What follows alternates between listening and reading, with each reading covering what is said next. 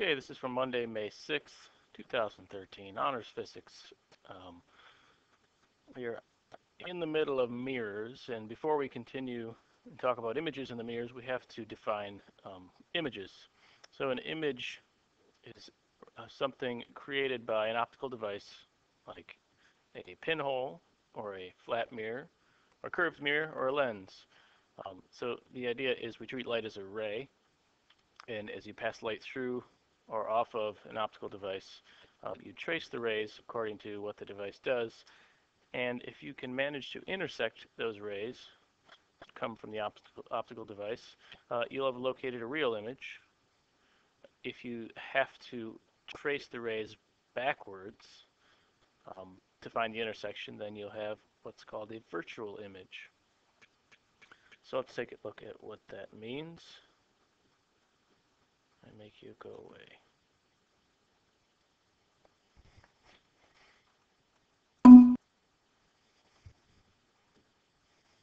All right, so here's an example of a real image. Let's say you have this magical, wonderful mystery optical device which somehow redirects light rays. So the light rays come in from, let's say, a pine tree. They hit this magical device and they are bent, so they all intersect as they leave the device on the other side at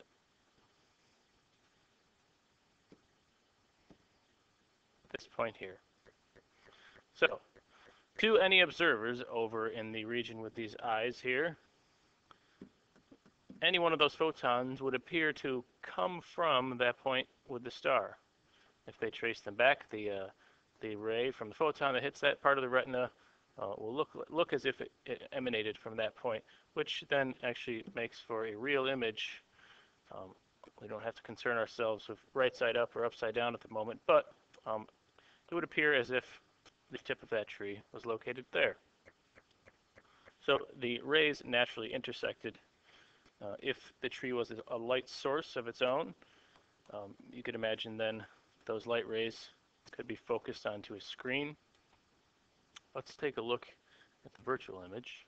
So imagine a magical, wonderful mystery optical device number 2, a different device, which instead of converging light rays makes them diverge. So you can see from the example here that these rays, they'll continue on forever, never intersecting. So we need to get an idea of where their intersection happens in the past, as each one of these observers is witnessing these light rays as if they came from some point on the other side of the magical, wonderful optical device. In fact, if you trace them backwards, they all seem to land back at a general point right about here.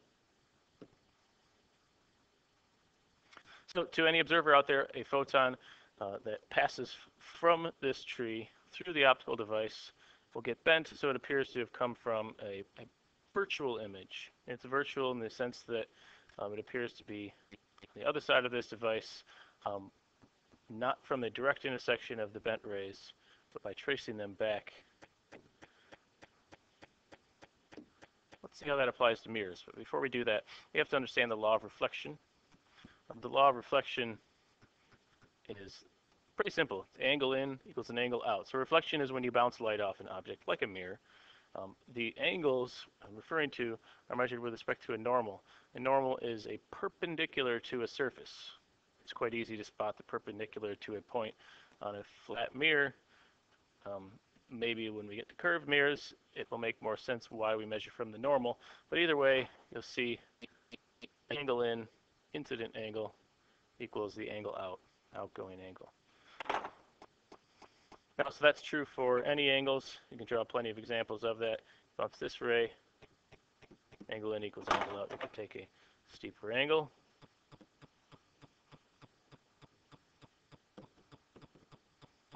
And make as many examples of that as we want at a single point. So what does that mean? What are the consequences of that angle congruence in the law of reflection? Well, let's take a look at a person standing in front of a mirror. As a common question is, how much mirror do you need for a full-length mirror, like the kind of mirror you would put on a bedroom or closet door, to see your full self? As it turns out, the intuitive answer is, well, you need a mirror as tall as you. But that's actually not the case, and from the law of reflection, we can see why. So imagine this cowboy with his giant eye. He's trying to see his entire outfit, from the top of his hat to the toes on his boots. So if we focus on the toes on his boots, we can imagine photons traveling off in every direction, um, including into and out of the board and at every angle. Lots of photons. Only a certain few of these will actually hit the mirror, so you can imagine photons making it out to the mirror, bouncing by the law of reflection, but these don't enter his eye. He's not going to see those light rays. So if you get rid of those and focus on the few, or the one even, that he can see, if you go by the law of reflection, it's going to look something like, oh, let's see, where's halfway between the eye and the toe? Like about there. And if I was careful, we should see law of reflection there. So apparently then we need some mirror right here in order for the cowboy to see his toes. If we repeat this process, law of reflection, with the top of his hat, we can see we need some mirror right about there. So we've taken care of the two extremes, toe, head to toe. Now if we also just do a quick check on, let's say, the shiny belt buckle, the law of reflection ray that comes from this belt buckle and makes it into his eye. I think I might need to adjust that a little. About there, I'd say. Now, we've taken care of the extremes and one check in between. Looks like we just need mirror right there. As it turns out, that length is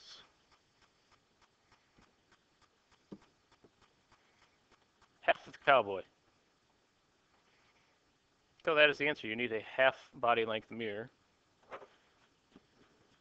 The height is h of this cowboy. You need half of h of a mirror to see your full body length. Now check out if we trace these rays back. So let's see, this light ray, according to the cowboy, appears to be coming from back here somewhere. All right, so let's extend that back. Let's fix our angle. You can see now my symmetry wasn't so great.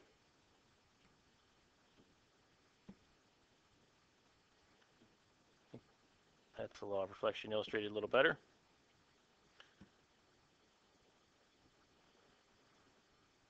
Okay, let's trace another ray back. This is when you get to tell how symmetry was.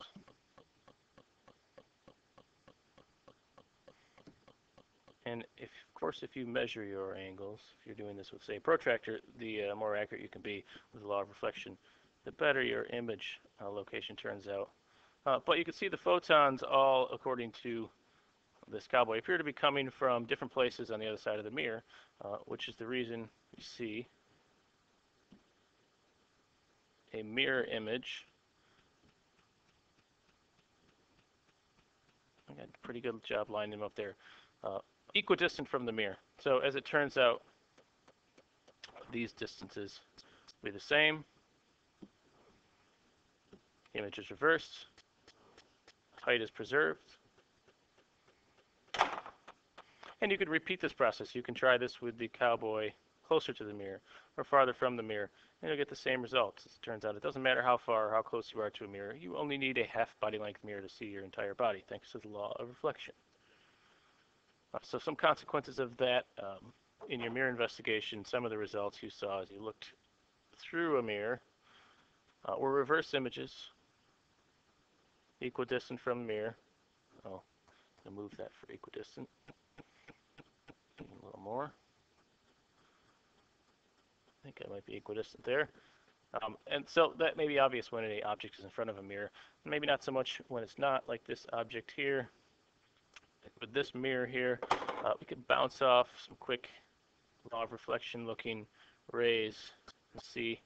All right, so the rays that come off of this object would only be seen by somebody with their eyes over here, perhaps. But they can be traced back.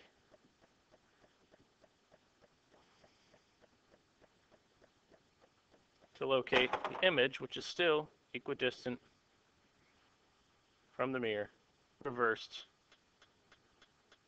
and flipped. So independent of the location of the observer, the object image with respect to a plane mirror is always on the other side, the same distance away.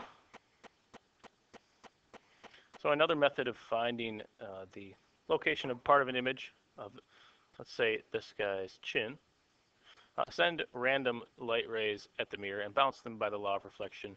These won't be that random as there's already normals drawn here. So I'll send them to the normal, and then I'll bounce them with angles equal angles. Bounces off. Can't even draw those angles, it's too small. Let's see. Equal angles. Okay, so all those photons bounce, none of which enters this person's eye, but we don't necessarily need to focus on those to locate the image. Just trace these back. They will trace back to the approximate. I say approximate because I'm not even using a straight line tool. Location of the chin, you could repeat for the lips, the nose, forehead. You locate an image equidistant from the mirror and flipped.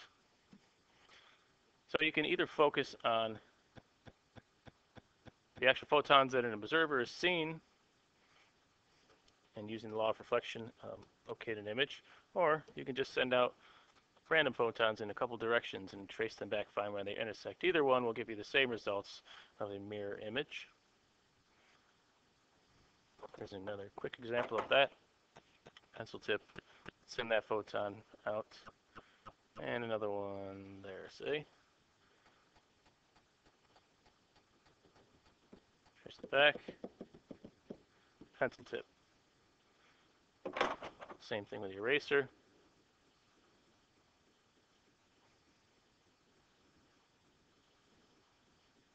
Trace them back. Approximate location of the eraser. We can see a mirror image of the pencil. Eraser here, pencil tip.